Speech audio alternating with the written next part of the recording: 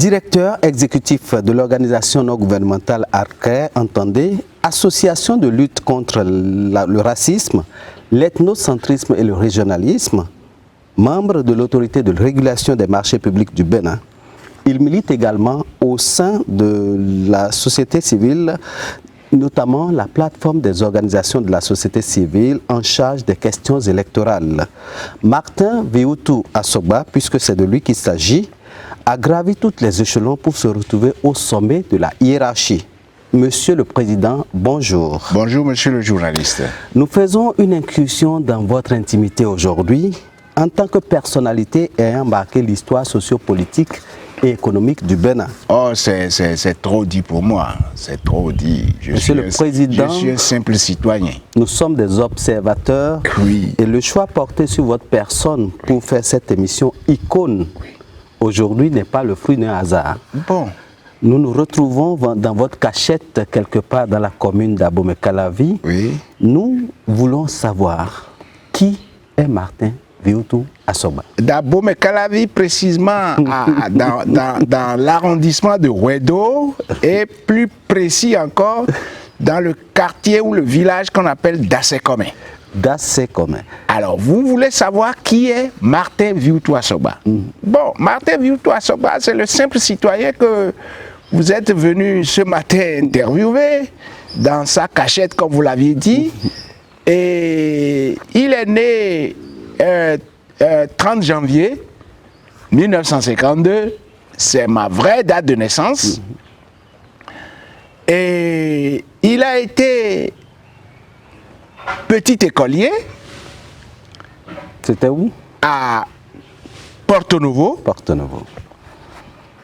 En ma qualité de catholique, et étant donné que tous mes parents sont catholiques, j'étais assidu, j'allais à l'église.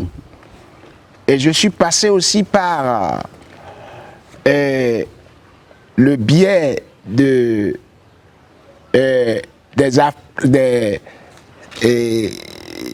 les enfants qui servent les prêtres là. Enfants de cœur. Enfants de cœur, j'ai été enfant de cœur. J'ai été scout au cours primaire Sainte-Anne d'Ataquet, à Porto Novo, sous le prêtre, paix à son âme, qu'on appelait le prêtre Mbedji. Donc j'ai été enfant de cœur et je vais vous conter une toute petite histoire. En tant qu'enfant de cœur, lorsque j'apprends qu'il y a enterrement et que je ne suis pas invité à aller servir la messe d'enterrement et marcher de Sainte-Anne jusqu'au cimetière de Porto Novo, je ne dors pas la nuit. Je fais des rêves. Et ça, je suis allé le partager avec le prêtre Mbedji. Je lui ai dit, mon père, quand il y a enterrement, si vous ne m'invitez pas à aller là, et que j'apprends, je n'arrive pas à dormir la nuit. Mais je vous dis, je ne sais pas comment ça s'est passé. Le prêtre, quand il y a enterrement, il m'envoie son véhicule à la maison avec son chauffeur me chercher pour que j'aille à l'enterrement. Et c'était très beau en son temps, hein, pour faire les enterrements à Porto Novo. Or, quand on finit la messe, pour ceux qui connaissent bien Porto Novo, quand on finit la messe, il faut porter la croix. Il y avait un camion dindon qui prenait le cercueil. On restait devant avec la croix, le prêtre avec tout le monde, et on marchait de Sainte-Anne jusqu'au niveau du cimetière. Excusez-moi, je ne connais pas trop bien les noms des quartiers, sans quoi je vous aurais dit d'où à où, mais c'est sur des kilomètres. Et on était contents, on était heureux. C'est tout ça qui a forgé la personnalité. Et c'est tout ça qui a forgé la personnalité que je suis aujourd'hui, comme vous le dites. Et puis, j'ai fait du théâtre. Voilà ce qui m'a formé. J'ai fait du théâtre depuis que j'étais au cours primaire. Et c'est nous qui animions les séances et les séances collectives. C'est nous qui les animions. Et j'avais un rôle que je jouais. Et on m'appelait Zofun. Zofun, le mangeur de feu. L'enfant terrible. Ok. C'est comme ça qu'on m'appelait. Puisque le rôle que je jouais, c'était de faire des démonstrations de mangeur de feu. Je mangeais le feu. Et je passais le feu sur le corps. C'était réel? Ah mais c'était réel. C'était réel. C'est ça que je faisais. Et puis bon, après ça, j'ai fait le cours secondaire. J'ai fait une partie aussi de mon cours primaire à Savet. Ok. De 1966 à 1969. En temps, les parents ont migré vers là-bas? Non, j'avais un oncle, paix à son âme, et maître Couton, Eugène, paix à son âme. Donc, on m'a envoyé vers lui, et je suis resté avec lui pendant 3 ans, de 66 à 69. Donc, j'ai fait aussi le cours primaire là-bas. Et vous obtenez votre CEP? Et quand j'étais là-bas, au cours primaire, mon oncle avait tellement confiance en moi que la coopérative de l'école, c'est à moi qu'on avait confié la responsabilité de faire la veille sur le poulailler de l'école. On avait un poulailler de l'école en ce temps-là. Oh, c'était très bon. Hein, Les vestiges qui ont disparu. Oh, c'est dommage. C'est bon, évidemment, le monde évolue. Mais le monde évolue maintenant de plus en plus avec toute la négativité. Beaucoup de mauvaises choses, sincèrement. Beaucoup de mauvaises choses. Alors, vous faites 3 ans à Savet? J'ai fait 3 ans à Savet. Donc, j'ai échoué à mon certificat d'études primaires là-bas. Je suis venu sur Cotonou et j'ai repris encore le CM2. Le CM2 et j'ai eu mon certificat d'études primaires. Et après, je suis allé à l'école maintenant secondaire qu'on appelait le cours Chateaubriand à Zongo. À Cotonou. À Cotonou. Donc j'ai commencé mon cours secondaire à Chateaubriand. C'est là où j'ai connu des gens comme Maître Baparapé. Okay. Baparapé aussi avait fait Chateaubriand si mes idées sont bonnes. Il avait fait aussi Chateaubriand. Vous voyez, depuis quand je l'ai connu. Hein. J'ai beaucoup de copains que j'avais connus en ce temps-là. Il y en a qui sont toujours là, il y en a qui sont déjà partis. Et dans l'au-delà, ils nous ont dévancés. Ils n'ont fait que nous dévancer. Parce que nous aussi, nous finirons par y aller. Oui, mais on ne souhaite pas que ce soit de sitôt. Oui, on ne souhaite pas que cela soit de sitôt, mais nous voulons vivre aussi longtemps que possible, mais dans la santé. La santé, oui. Et dans un peu d'opulence. Absolument. C'est les 2 bonnes conditions pour vivre longtemps, ça. Et c'est ça, moi, je demande toujours à mon Créateur. Je dis, Seigneur Jésus, avec l'âge que j'ai aujourd'hui, si tu me donnes la santé et tu me donnes les moyens de me supporter, de ne pas être accroché, dépendant de mes enfants qui ont aussi déjà leurs responsabilités, je suis d'accord à continuer par vivre. Mais si ce n'est pas le cas, il vaut mieux que tu m'appelles tout de suite. Parce que tu m'as assez fait déjà. Oui. Mais il y a de quoi rendre grâce quand on vous voit. Je rends toujours grâce à Dieu. Vous vous rendez compte? Je suis déjà 13 fois grand-père. Waouh. Je suis déjà 13 fois grand-père. Alors vous faites le. Est-ce qu'on peut être plus heureux? Bien sûr. Je vois pourquoi il y a de l'espace pour s'amuser ici. Mais bien sûr, vous n'avez pas vu, vous avez vu le jeu des enfants aussi là, non? Regardez un peu derrière vous. Ah oui, il y a assez de jouets. Il y a assez de jouets pour les enfants. Et quand les amis, mon épouse et moi, quand nous invitons les amis à venir déjeuner avec nous ici pour animer les lieux avec nous ensemble, tout ça là, mais quand ils amènent leurs enfants, les enfants ne nous embêtent pas. Hein. On leur fait à manger, nous-mêmes nous mangeons, et puis les enfants, une fois qu'ils finissent de manger, allez, ils rentrent dans leur jeu. Ils rentrent dans leur jeu, et ils sont tranquilles, vous laissent tranquilles, et ça vous permet de discuter entre grandes personnes. Voilà. Alors là, vous faites le cours primaire ici, vous obtenez votre certificat d'études primaires, et vous passez au secondaire à Chateaubriand. Chateaubriand, oui. Bon. Et si mes souvenirs sont bons, j'ai fait Chateaubriand jusqu'à un certain temps. Et après, je suis allé au collège Le Bénin, à Plakodji. Le collège Le Bénin, dont le fondateur est M. Cécile Penou. M. Cécile Penou, qui depuis ce temps-là,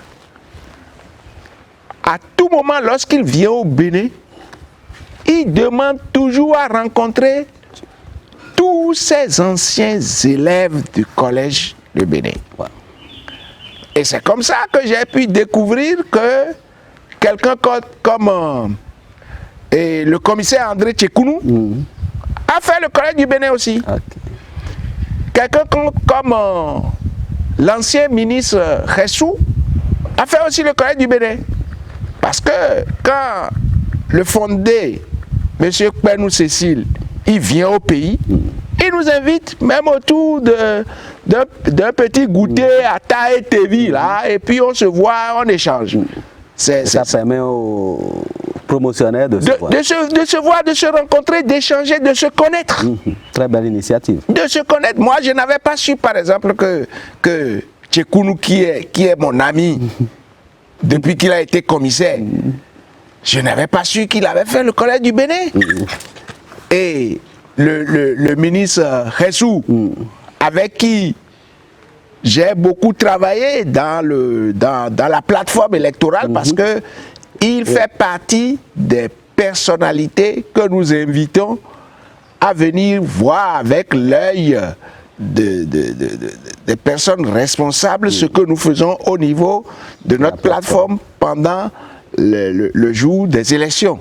Je ne savais pas qu'il avait fait le collège du Bénin comme moi. Voilà. Alors vous faites le secondaire donc à ce collège, et après le secondaire, où est-ce que Martin Asogba s'est arrêté? Voilà. J'ai fait le secondaire. J'ai fait jusqu'en classe de terminale. Ok. Je n'ai pas eu le BPC. Ok. Il y avait la possibilité de continuer et de continuer par chercher le BPC. Tout à fait. Mais j'ai été 2 fois au bac.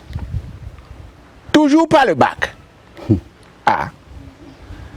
Donc, en tout cas, Dieu m'a donné cette possibilité-là. Un jour, j'ai réfléchi. J'ai dit, mais est-ce que je dois continuer par aller à l'école pendant qu'aucun examen ne me marche? Mais je suis en train de perdre mon temps. Je risque de devenir zéro dans ma vie. Alors qu'il y a d'autres possibilités à aller exploiter. Et un matin,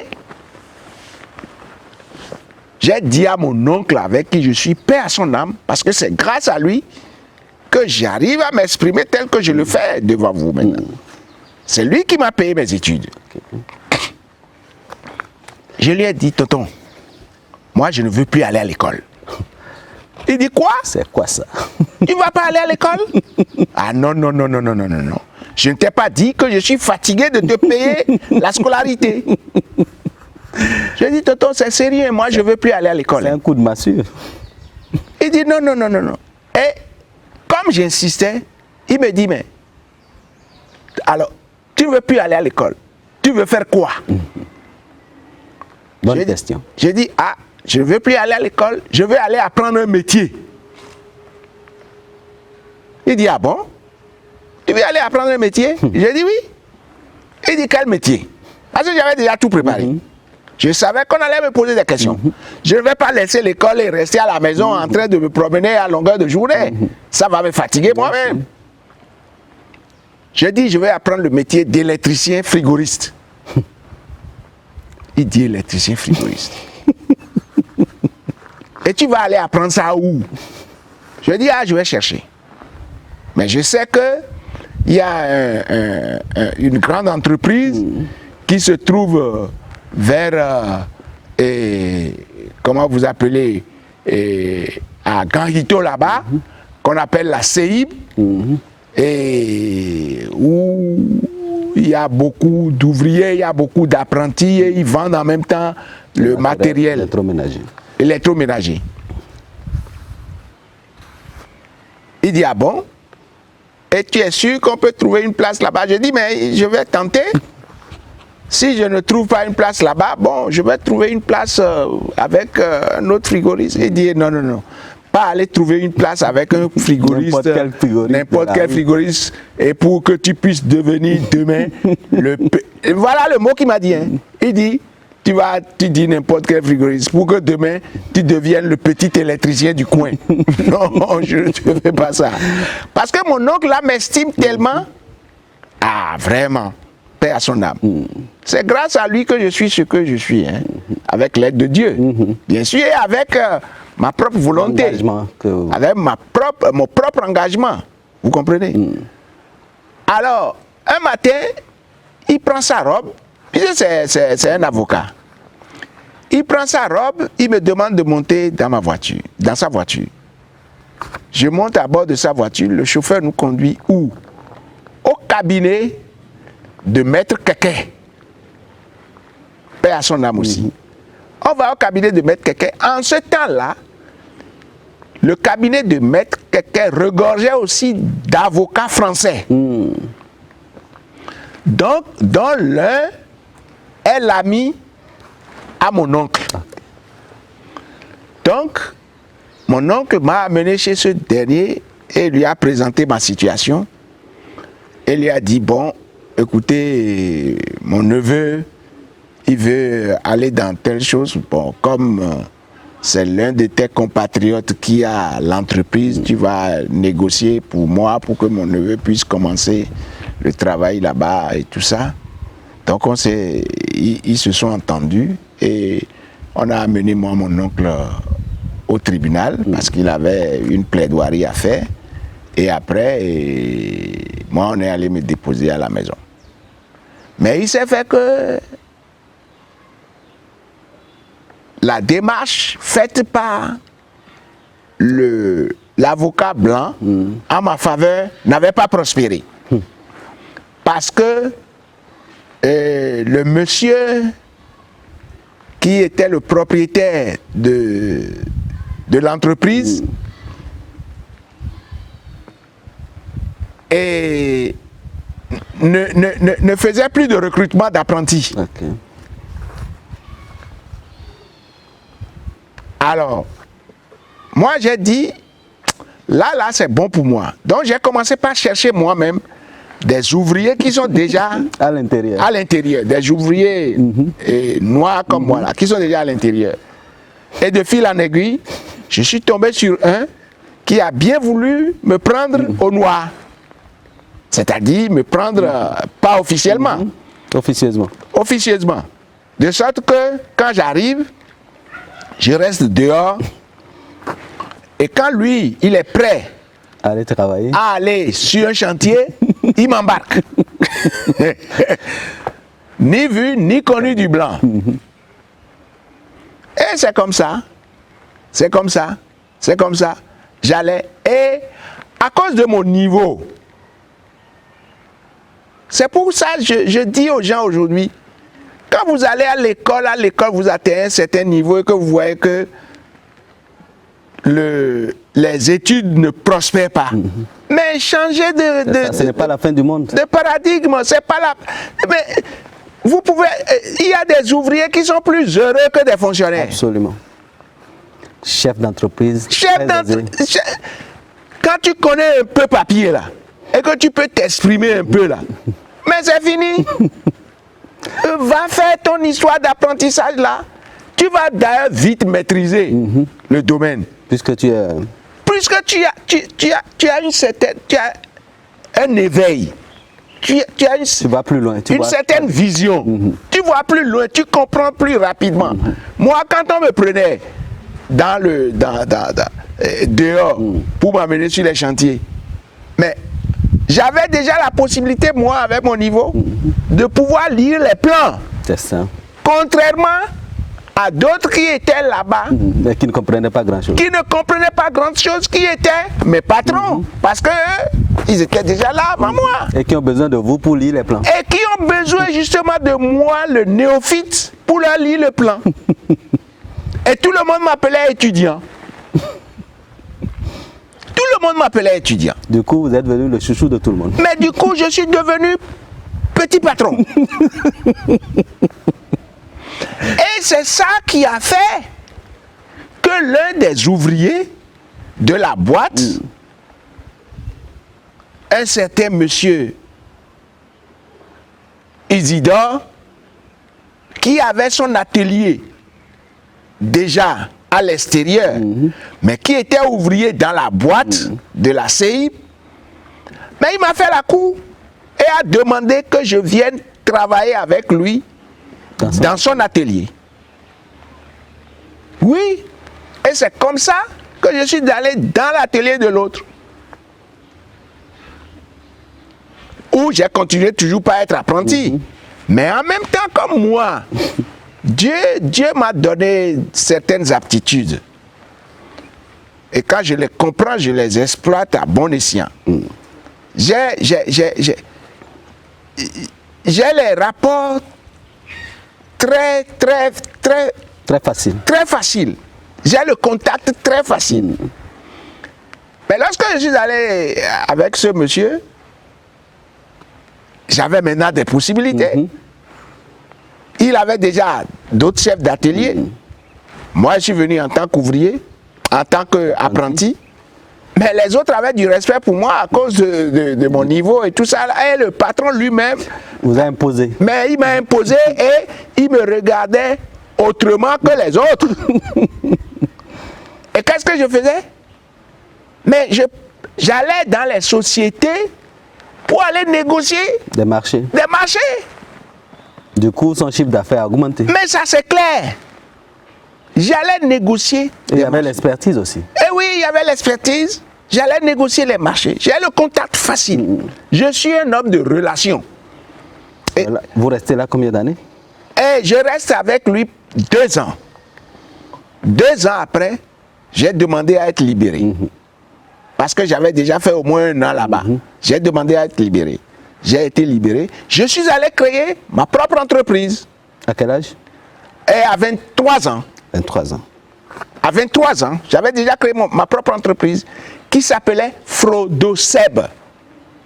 Pour ceux qui me connaissent et qui sont vivants et qui écoutent l'émission, ils vont dire, ah, c'est notre gars là.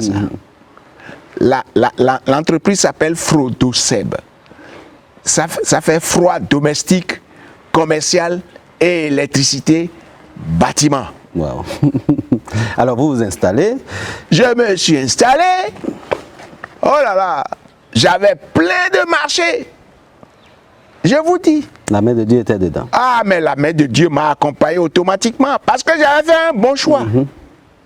C'était un choix bien ciblé. Et c'est en son temps, mais monsieur le journaliste, nous étions à peine 4 entreprises de frigoristes à être installées, en particulier. Il y avait la CEIP, il y avait la CIFAO, il y avait John Waden. Et après, tu as 3 ou 4 autres, plus moi-même, Frodoseb. Et puis j'ai commencé par avoir beaucoup de clients. J'ai créé un showroom, mais j'ai démultiplié l'entreprise.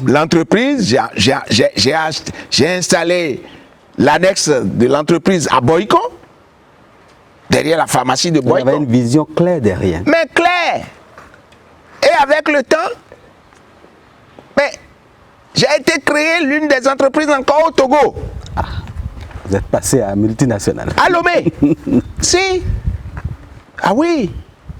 J'ai profité du temps. Parce qu'on a dit, quand au soleil, lui, il faut laver tes habits sales et les faire sécher. En même temps. En même temps. Alors vous installez 3 entreprises de renom. J'installe 3 entreprises de renom. Et j'avais les grands marchés. Alors, à quel moment est venue votre migration vers la société civile? Non, attendez. Donc, quand ça s'est passé comme ça, j'avais de gros marchés. Je dois profiter pour remercier ici monsieur Bruno Amoussou, qui était le directeur de la BCB. Bien sûr. Je dois profiter aussi ici pour remercier, paix à son âme, Baba Moussa, qui était le directeur de la BBD. Parce que lui aussi, il a joué un rôle très important dans ma vie, dans l'évolution de ma vie.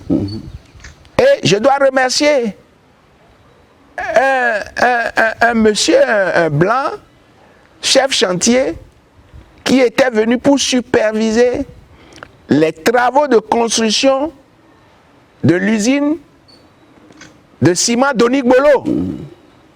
Je faisais partie des ouvriers qui ont travaillé sur l'usine d'Onigbolo, sur ce chantier-là. Ah oui! Ça, c'est de l'histoire. Ah, mais écoutez, les gens ne savent pas. Et comme on le dit, dans un troupeau d'animaux, de bœufs ou de chèvres, et les qualités des troupeaux sont, le troupeau évolue, mais chaque animal a sa valeur. Ah, bien sûr. Les moutons se promènent ensemble, mais ils n'ont pas le même prix. Les moutons se promènent, les vaches se promènent, mais ils n'ont pas le même prix. C'est comme ça. Je ne suis pas un parvenu. Non, non, non, non, non. J'ai été construit petitement. Je suis un homme, c'est ce que je dis aux gens. Je suis un homme d'expérience. Je dis, je ne suis pas bardé de diplôme, mais je suis bardé d'expérience. Et de connaissances. Et de connaissances. Et c'est pour cela que je ne me mêle jamais des histoires dont je ne connais pas les sources. Je ne dis jamais des choses dont je ne connais pas les tenants et les aboutissants. Ah oui. Alors vous... Et il n'est pas question pour moi de voir le truc noir et de dire que c'est du blanc. Non, non, non, non, non, non.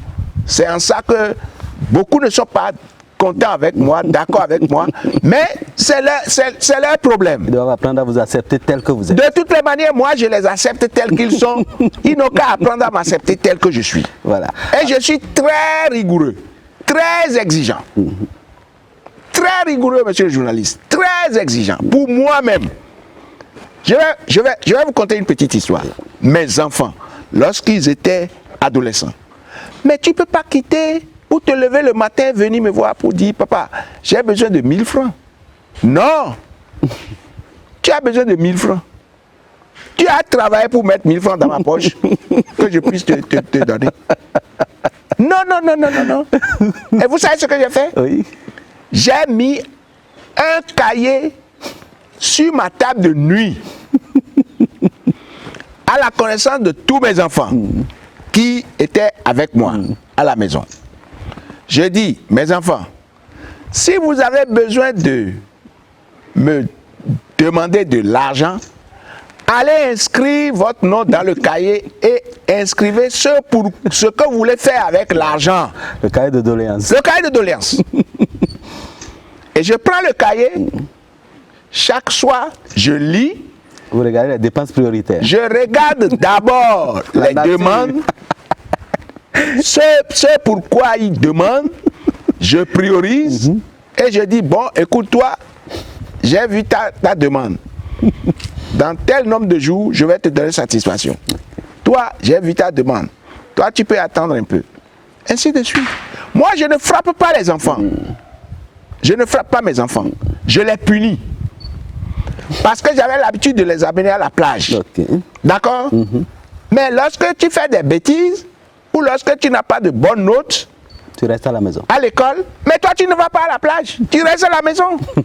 Et je ne te fais pas de petits cadeaux pour te faire plaisir. On ne peut pas faire plaisir à un paresseux. Il faut faire plaisir à ceux qui travaillent pour les motiver et maintenant exciter ceux qui ne travaillent pas à travailler aussi pour avoir du plaisir de ta part. C'est comme ça, moi, j'ai toujours éduqué mes enfants. Alors là, vous bénéficiez du soutien de certains banquiers pour installer ou pour avoir le contrat d'entretien. Parce que les climatiseurs, périodiquement, il faut les entretenir. Parce que c'est des appareils qui inspirent de la poussière. Beaucoup de poussière. Et beaucoup de poussière. Et lorsque cela inspire de la poussière comme ça, il y a l'entretien mensuel qui se fait, c'est-à-dire le nettoyage du filtre. Et après, il y a l'entretien général qui se fait, où il faut descendre l'appareil et le nettoyer carrément pour lui redonner encore une nouvelle chance de mieux fonctionner, de mieux donner satisfaction aux occupants du local dans lequel se trouve l'appareil. Donc, j'avais beaucoup de contrats. Et j'ai créé maintenant un showroom. C'est-à-dire que je suis allé à un niveau supérieur où j'ai une boutique pour exposer maintenant les appareils. Pour exposer les appareils. Et ça, j'ai fait ce contrat-là avec la CIFAO. Et quand la CIFAO commande son matériel, Ils viennent vous déposer. à vendre, moi, il me donne une partie que moi aussi j'expose. Et je faisais de la spéculation, il faut comprendre, je suis commerçant. On est en business. On est en affaires. Et ça, je le fais officiellement et sans problème. Alors, quand la CIFAO, c'était les climatiseurs marque General Electric. Ok. C'est comme ça qu'on appelait la marque en son temps. Donc, quand ils commandent, ils me disent, voilà, nous avons pour tel million de commandes. Je dis, ok, donnez-moi, livrez-moi aussi pour tel million. Ils me livrent, je paye un peu comme garantie et je ne vends pas tout de suite mes appareils. J'attends, je les emmagasine. J'attends, une fois que eux, Ils sont en rupture de stock. ils sont en rupture de stock, ils m'envoient tous leurs clients. C'était une stratégie bien intelligente. Mais écoutez, mon cher ami, c'est la vie. Et là, le prix n'est plus le même. Non, comment le prix doit être le même? Parce que quand tu vas à la CIFAO où ils sont en rupture de stock, mais ils te disent, bon, on aura du stock d'ici 2 mois, d'ici 1 mois et demi, d'ici 3 mois. Tu ne peux pas attendre. On te dit, bon, écoutez, nous savons qu'il y a quelqu'un qui vend la même marque que nous, on peut t'envoyer vers ce dernier. Les gens viennent. Alors, en plus, je peux ajouter 20 000 ou 30 000 pour la rapidité Bien du sûr, service. bien sûr. Ah oui. Et c'est comme ça que moi Avec aussi. possibilité d'installer aussi. Ah, mais pas avec possibilité. Je négocie. En même temps, c'est moi qui installe et en même temps, je fais le contrat pour l'entretien. Je ne suis pas fou. Vous guettez les opportunités. Mais mon cher, la vie, c'est ça. Il faut guetter les opportunités. Alors, vous faites ça pendant combien de temps? Ah, j'ai fait ça au moins pendant, si je ne vais pas vous mentir, j'ai fait ça au moins pendant 7 ans. 7 ans. 7 ans. Et puis après, mais j'ai coulé. Pourquoi? Bon, parce que je voulais aller plus loin. Et mon oncle, dont je vous parlais au premier chef avec qui je suis resté à Savet, Oui. Eugène Couton, était tellement content aussi de moi. Tous mes parents sont contents de moi, parce que je suis un garçon docile. J'ai peur du bâton. Et quand tu as peur du bâton, il faut faire les choses comme cela se doit, pour que tes parents ne te fassent pas Des problèmes. des problèmes. Donc mon oncle m'a appelé un matin. Je suis allé le voir. Il dit, ah, Martin, j'ai une opportunité pour toi. Je dis, ah bon? Il dit oui. Il dit, je connais un prêtre qui m'a parlé d'un monsieur ou bien d'une usine au Brésil. Mais l'usine fabrique des réfrigérateurs. Bon, comme toi tu es dans le domaine, je voudrais savoir si cela t'intéresse. Je dis, ah tonton, ça m'intéresse. Ah, ça m'intéresse. Donc, il m'a laissé l'adresse. En ce temps, on n'avait même pas encore téléphone portable, on avait, c'était... Des lettres. Non, c'était, on faisait des téléx. Téléx, ok. On faisait des téléx. Donc, on m'a donné le numéro de téléx avec l'adresse de l'usine. Bon, j'ai envoyé un téléx pour dire aux gens de me donner les informations, comment ils fabriquent les choses et tout ça. Ils m'ont envoyé. Et puis, mais en ce temps, les billets d'avion ne coûtaient rien. Les billets d'avion, ça ne coûtait rien du tout. Mais j'ai programmé mon voyage sur le Brésil. Je suis allé au Brésil. Ah oui, je suis allé au Brésil. Parce qu'en ce temps-là, le pays était à peine couvert à 20% d'électricité. Donc tout ce qu'il y avait comme maternité, tout ce qu'il y avait comme centre de santé, tout ce qu'il y avait comme les hôpitaux, tous utilisaient des réfrigérateurs à pétrole. Okay. Donc c'était pour moi une opportunité parce que l'adresse que mon oncle m'a donnée de l'usine qui fabrique les réfrigérateurs au Brésil fabriquait des réfrigérateurs électriques et à pétrole. Okay. Donc pour moi c'était une opportunité. Mais je suis allé au Brésil, j'ai séjourné au Brésil, j'ai négocié un contrat au Brésil, je suis revenu avec le contrat, mais malheureusement, j'ai mis beaucoup d'argent parce que je suis resté au moins 3 mois au Brésil. Parce que j'ai profité pour faire l'apprentissage, pour savoir comment réparer en même temps les réfrigérateurs à pétrole lorsqu'ils tombaient en panne. Okay. Pour assurer le service après-vente. Okay. Et dans mon contrat, il était question que j'envoie chaque 3 mois mes ouvriers pour venir aussi suivre la formation. Okay. Pour que sur toute la chaîne, nous soyons tous au même niveau de formation par rapport au service après-vente. Okay. Et mon contrat, c'était de recevoir 800 réfrigérateurs électriques et à pétrole payables sur 2 ans. Hein? Oui. Avec des paiements semestriels. Sur les 2 ans, je dois payer 4 fois. Donc je vends pendant un semestre, j'envoie l'argent, je vends encore un semestre, j'envoie l'argent, ainsi de suite, ainsi de suite. Mais l'opération n'a pas pu avoir lieu. Aucune opération n'a pas pu. Donc il n'y a pas eu d'arrivée de frigo. Il n'y a pas eu d'arrivée de frigo parce que le Bénin, mon pays en ce temps-là, était tombé en banqueroute. Ah, ok. De sorte que tout ce que j'ai eu à faire, mon voyage sur le Brésil, les dépenses que j'ai eu à faire, tout est tombé à l'eau. Résultat, je suis devenu un endetté. Ah oui, je suis devenu un endetté. Or, le directeur de la BBD, quand je suis venu avec mon contrat et que j'ai envoyé le contrat à la BBD, j'ai fait les démarches pour que il était question d'avoir une garantie bancaire. Oui. Un accompagnement. Un accompagnement.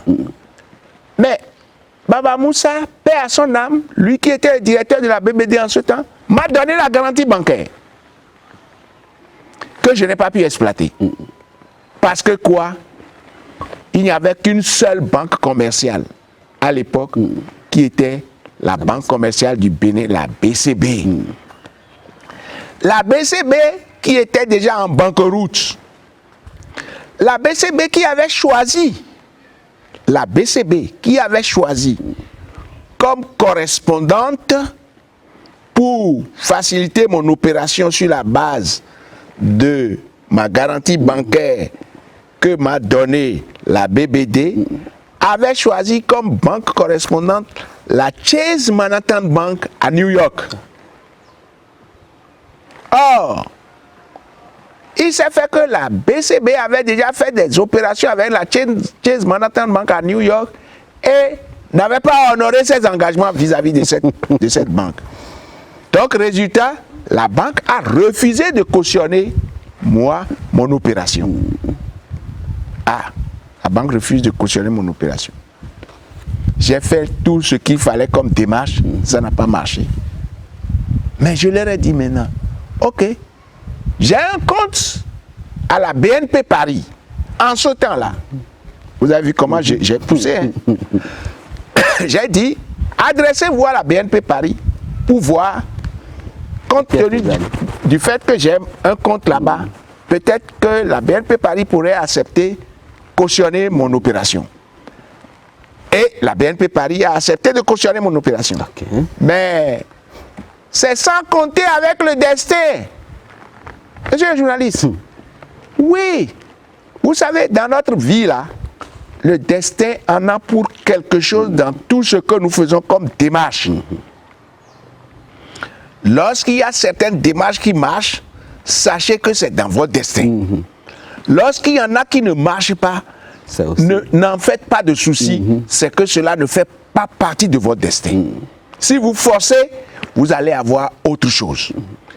Maintenant, la BNP Paris, où moi j'avais mon compte, a accepté d'épauler l'opération. D'accord? Maintenant, la BNP Paris envoie son accord à la banque de mon fournisseur au Brésil. Maintenant, la banque de mon fournisseur dit, niet, je ne veux pas travailler avec une banque française. Compte tenu de notre zone, je veux travailler avec une banque anglaise, américaine. Et c'est là où je suis tombé. Donc, voilà comment je suis tombé. Et j'étais obligé de faire l'exil économique. Okay. Quand je parle d'exil économique, à certains, ils ne comprennent pas.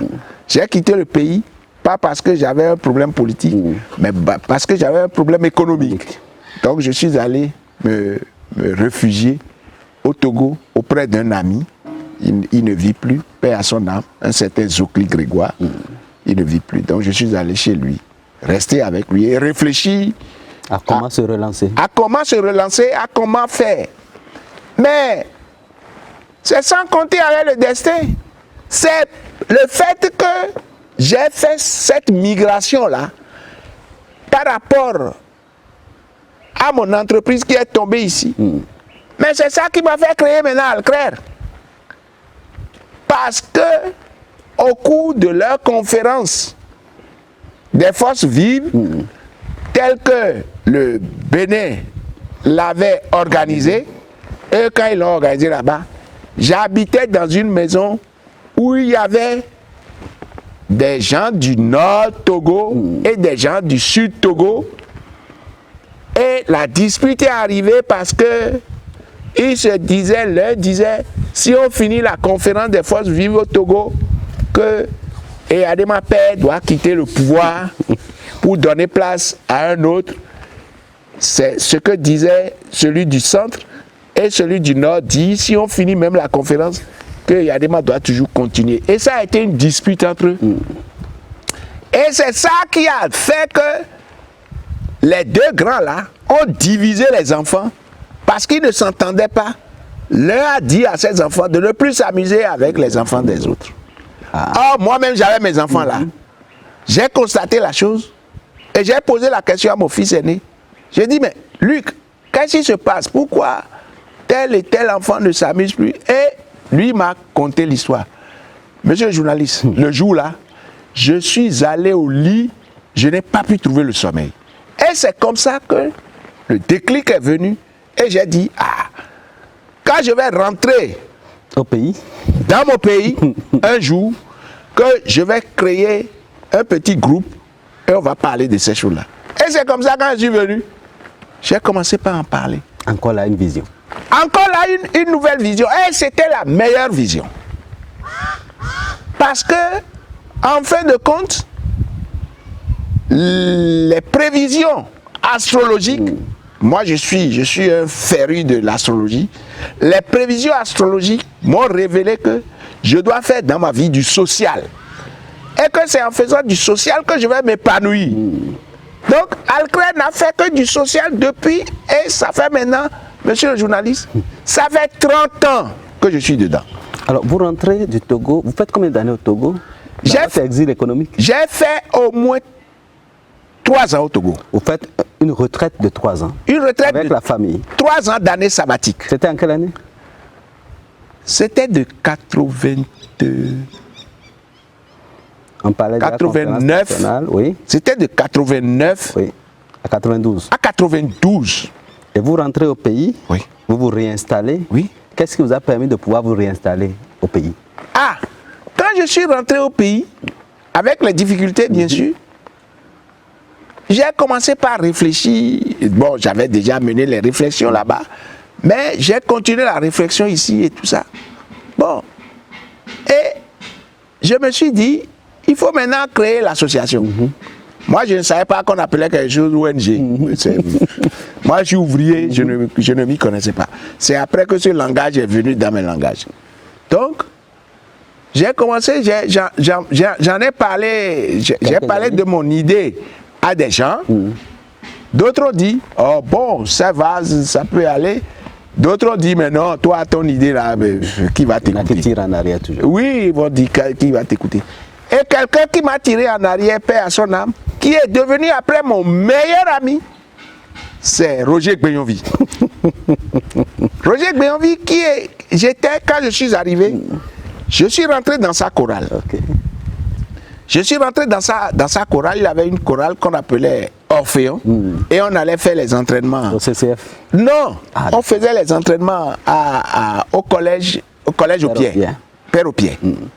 Et je lui ai demandé rendez-vous. En ce moment, lui, il était le représentant de Friedrich Naumann au Bénin. Donc, c'est une fondation. J'ai demandé rendez-vous, je suis allé le voir un matin dans la rue du lycée technique là-bas. J'ai dit, mais professeur, voilà, j'ai une association. Et il dit, bon, ton association, ça s'appelle quoi? J'ai dit, association de lutte contre le racisme, l'ethnocentrisme et le régionalisme. Il dit, tu peux me répéter ça? Je suis demandeur, je suis obligé. Je dis, oui, ça s'appelle l'association de lutte contre le racisme, l'ethnocentrisme. Il dit, contre le racisme. Toi qui es assis là, tu sais ce que c'est que le racisme? Qui veut t'écouter avec ton machin là? Et tu veux que moi, je te donne l'argent des Blancs pour faire ta bêtise là? Il m'a découragé.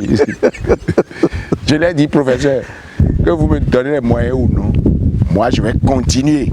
Et un jour vous entendrez parler de moi. Mais c'est curieux, Dieu était avec moi.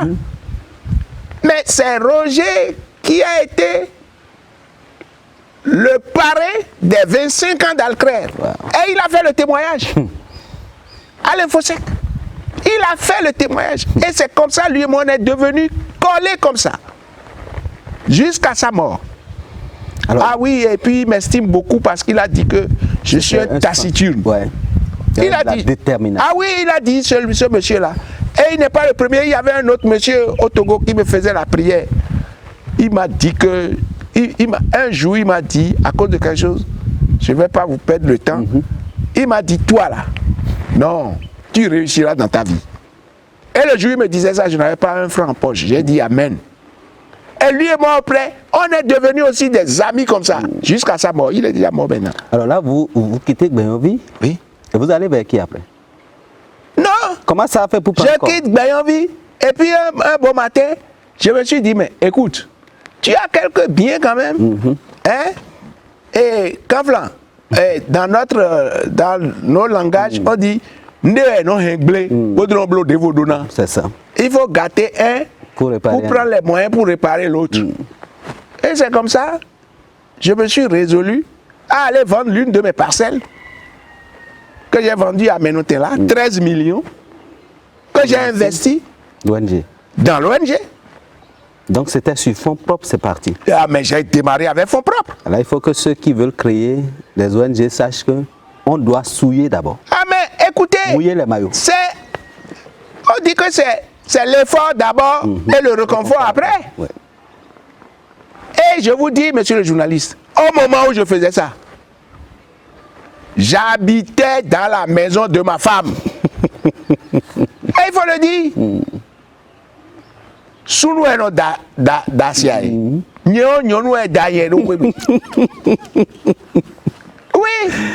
il n'y a pas de honte à ces Bien choses-là. sûr, ça va servir de leçon à quelqu'un. C'est la vie. Et il faut l'accepter. Et quand tu l'acceptes, tu ne vas pas te mettre dans des bêtises. Ça. Laisse le vent te pousser comme il peut. Il faut savoir que c'est la nature qui est en train de te créer du chemin. Si moi je n'avais pas eu de problème pour aller au Togo, est-ce que j'aurais su qu'il y aura un problème entre deux fils du Togo, de la même nation, venant d'horizons divers, et qu'autour de cette question-là, ils se sont embrouillés, et que le fait qu'ils soient embrouillés, ils mettent les enfants dans le jeu de leurs embrouilles, des petits enfants qui sont appelés à grandir, à se connaître et à s'aider demain, on les divise déjà à la base. C'est qu'on les formate à devenir des opposants. On les formate à devenir des opposants, à s'opposer, des ennemis. J'ai dit, mais... Alors, vous mettez 13 millions. J'ai mis 13 millions. Vous installez l'ONG. Oui. Et qu'est-ce qui s'est passé après?